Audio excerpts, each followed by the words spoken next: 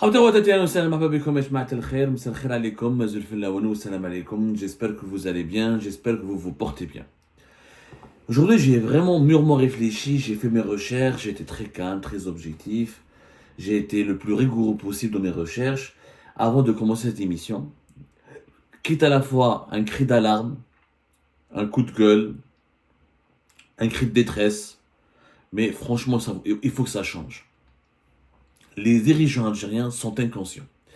Les dirigeants algériens ont une inconscience qui est criminelle, qui est diabolique, qui est machiavélique, qui est tout simplement dangereuse pour notre pays. C'est une inconscience scandaleuse. Pourquoi?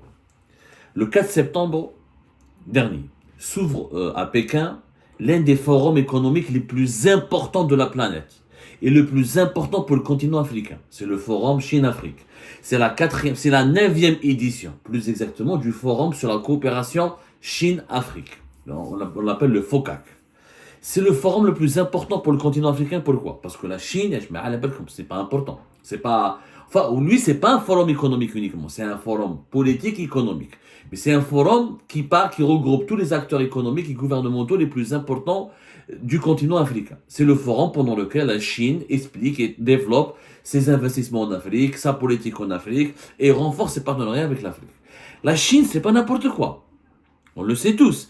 Il ne faut pas sortir d'une grande école supérieure ou d'une grande université pour comprendre que la Chine est un investisseur, est un partenaire politique et économique important.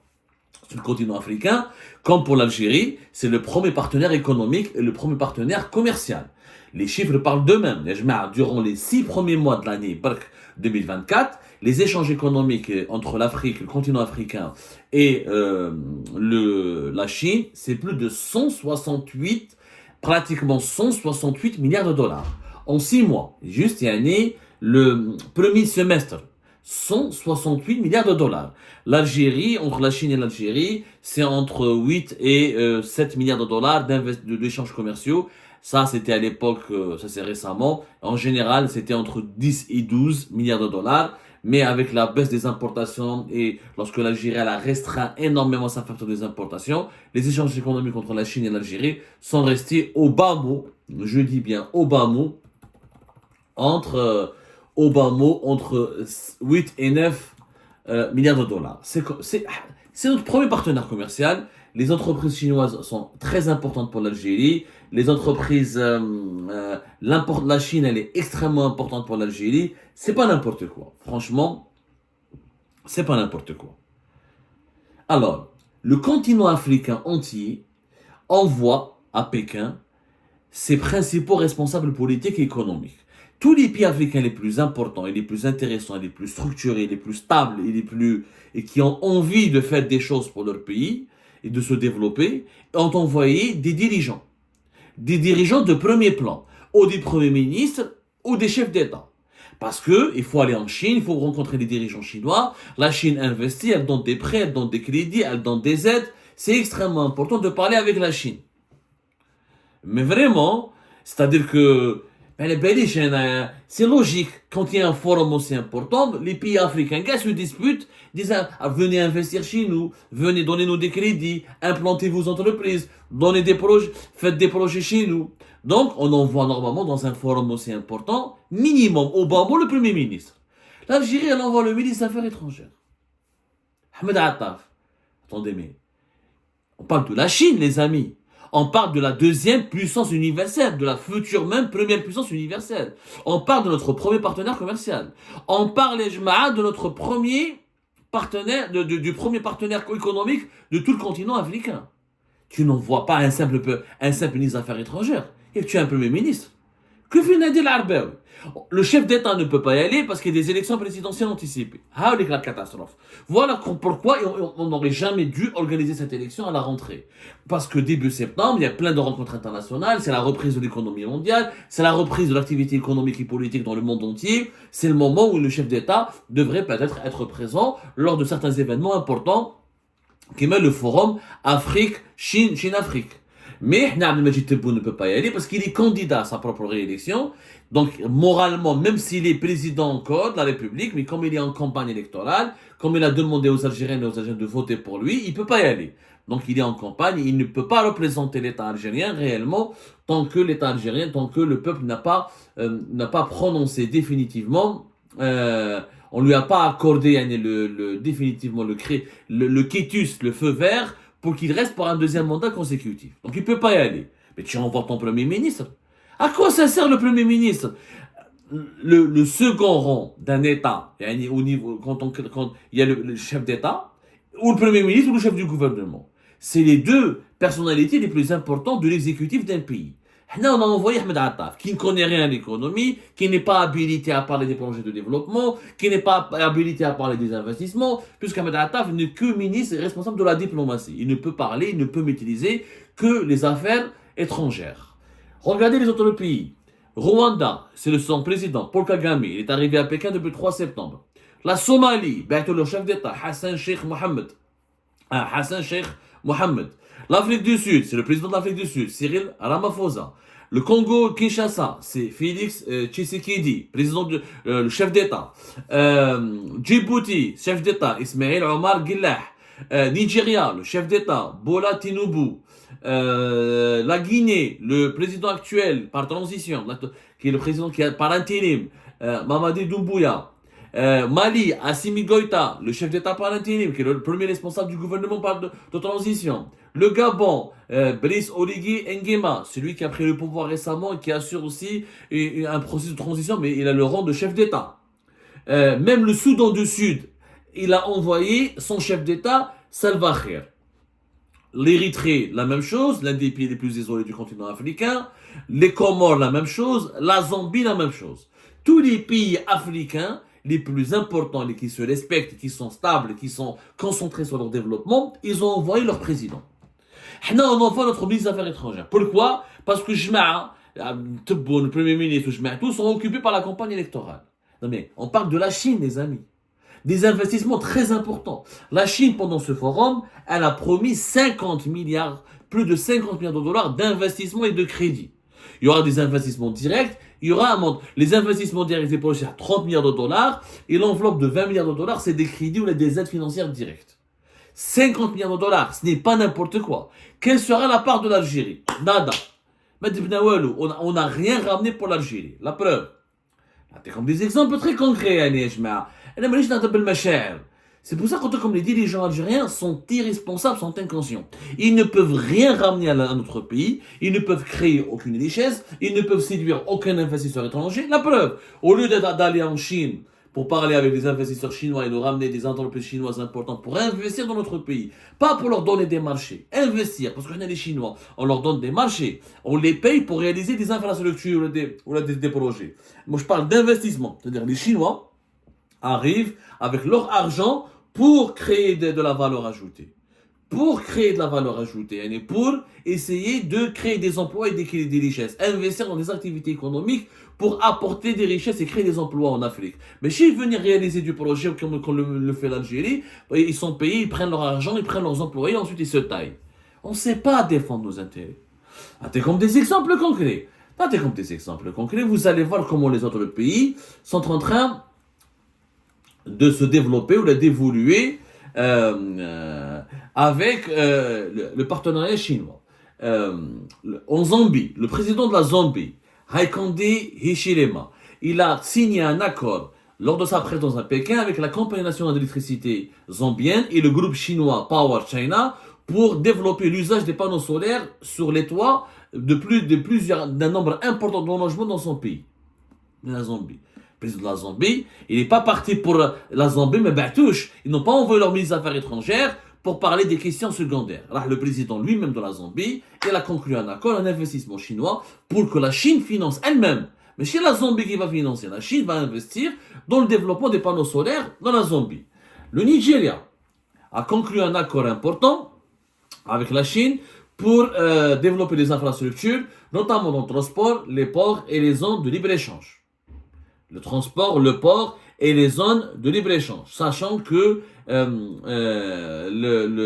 la Chine prête beaucoup d'argent au Nigeria et elle investit énormément au Nigeria. Le Nigeria, c'est pratiquement le troisième ou deuxième important partenaire commercial économique en Afrique.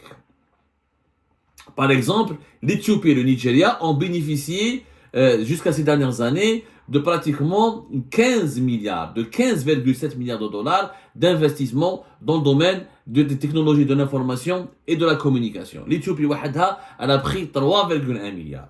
شوفوا رانا بعاد وين رانا بعاد يا جماعه وين رانا بعاد ما عليناش. شوفوا les autres pays aussi, le Zimbabwe, toujours en Zambie, revenons en Zambie. En Zambie, la Chine a promis 1 milliard de dollars pour un projet important qui est un projet de train qui doit relier la Zambie à son voisin, la Tanzanie. Et la Tanzanie, c'est une femme qui est chef d'État là-bas, qui est présidente. Ils ont envoyé leur présidente, Madame Samia Suluhu Hassan, qui elle-même elle a obtenu, elle a convaincu Xi Jinping, le leader chinois, de financer le projet du train entre la Zambie et, comment on appelle ça, et la Tanzanie. Elle a pris du retard et la Chine, elle a promis de débloquer l'argent nécessaire. C'est 1 milliard de dollars. C'est un projet important parce qu'il va permettre à la Zambie et à la Tanzanie de renforcer leur échange économique et d'exploiter des richesses communes et grâce à ce train de booster leurs importations. Au Zimbabwe, le Zimbabwe est un pays extrêmement difficile et la Chine s'est engagée à financer plusieurs projets, l'agriculture, l'exploitation minière, les énergies propres et les infrastructures de transport. Au Kenya, le président du Kenya qui était là-bas, le Kenya n'a pas envoyé son ministre des Affaires étrangères. Il a envoyé son propre président, M. William Ruto, qui a rencontré d'ailleurs Tebboune lors du dernier G7 en Italie. Rappelez-vous, il a été reçu par Tebboune. C'était quand le G7 en Italie? Wallah, ya jma'a c'était au mois de juin, voilà, c'était au mois de juin, entre le 13 et le 15 juin. C'est là-bas où William Ruto a rencontré M. Abdelmajid Tebboune. Donc, le Kenya, la même chose. Le Kenya, il a demandé à ce que les Chinois facilitent, enlèvent les tarifs douaniers pour que le Kenya exporte des produits agricoles depuis le Kenya vers la Chine. Le Kenya aussi, ils ont un accord sur un projet important où la Chine va aussi financer une ligne ferroviaire qui va relier la capitale du Kenya, Nairobi, au port de Mombasa. Elle sera totalement financée par la Banque d'exportation et d'importation de Chine, l'Exim Bank chinoise. C'est une banque qui sert à assurer, à donner des assurances et à financer les opérations d'exportation des entreprises chinoises. Kif kif, au Kenya, la Chine s'est engagée à financer 1,2 milliard de dollars un projet d'autoroute entre Rironi et Mausumit Malaba au Kenya.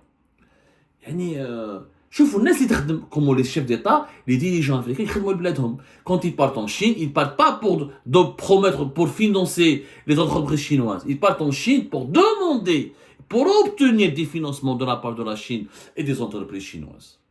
C'était un forum stratégique. Qu'est-ce qu'on va récolter? Ahmed Attaf, شوفوا la PS et le communiqué du ministère des Affaires étrangères. Ahmed Attaf ne fait que des rencontres avec des présidents africains, et toujours, à chaque fois, il rencontre le président de la Mauritanie. Après avoir rencontré le président de la Mauritanie, il va rencontrer le chef de la diplomatie mauritanienne. Il y a des questions politiques-politiciennes. Mais non, on n'a pas besoin de questions politiques-politiciennes. C'est un forum, le forum Afrique-Chine, n'est pas là pour permettre à la diplomatie algérienne de parler des questions politiques et politiciennes. Tu veux traiter avec la Mauritanie ou avec d'autres pays, dès des visites.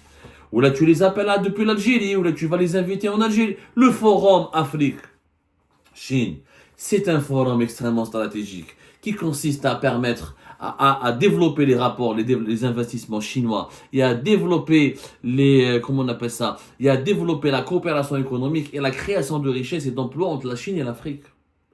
Mais nous, on ne sait pas ce que c'est. Nos dirigeants ne savent pas ce que c'est créer des richesses. Ils assistent, ils mangent, ils prennent des photos, ils parlent la Palestine, Sahara occidentale, etc. Ils oublient que l'Algérie est un pays qu'il faut développer. Ils n'accordent aucune importance à la nécessité d'investir sur le développement du pays. Il y a un forum, il y a Jma'a. C'est la première puissance économique du monde. C'est la deuxième, elle n'a pas encore dépassé les États-Unis, mais c'est la première puissance qui est partenaire du continent africain. Il y a des dizaines de milliards de dollars qui sont sur la table. Ton premier ministre, ton président est candidat à des élections, il ne peut pas y aller. Il sert à quoi ce premier ministre?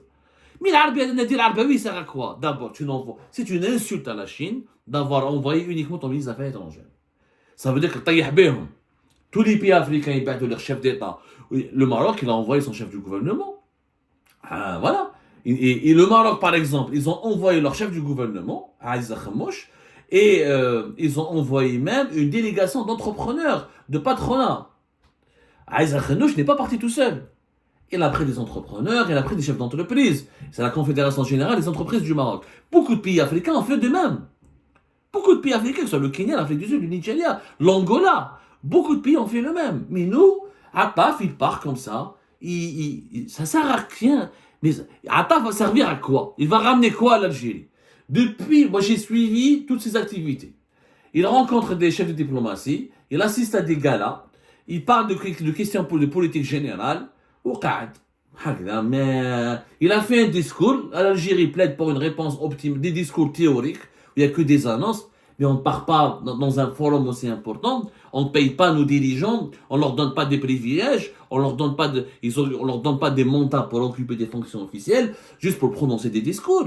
Ramenez-nous des investissements. Ramenez-nous des projets, ramenez-nous des transferts de technologie, ramenez-nous de quoi industrialiser notre pays, de quoi le développer, de quoi le moderniser.